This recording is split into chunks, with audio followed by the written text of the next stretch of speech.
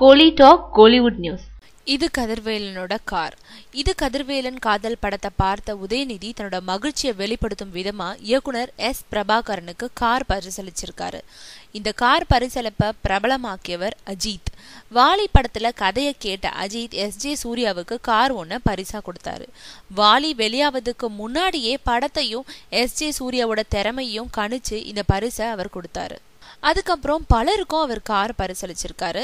பின்னாடி வேறு சில நடிகர்களும் ஒரு படத்துல இதனை சத்யராஜ் கிண்டலும் செஞ்சிருப்பாரு. ஆள் நல்ல திறமையா இருக்கான், இவனுக்கு ஒரு கார் பிரசன்ட் பண்ணி ஆளை கவுத்துற வேண்டியதுதான்ன்றது மாதிரி அந்த டயலாக் காட்சி இருக்கும். கார் பரிசளிப்புக்கு பின்னாடி இப்படி ஒரு கார் கலாச்சாரம் இருக்கிறத நினைவூட்டவே இந்த பிளாஷ்பேக்.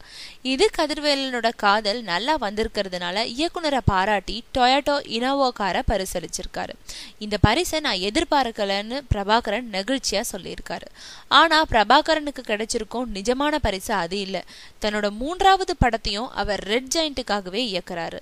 ஆனா இதுல உதயநிதி நடிக்க போறதில்லையா, அநேகமா சிவகார்த்திகேயன் நடிக்கலாம்னு சொல்றாங்க.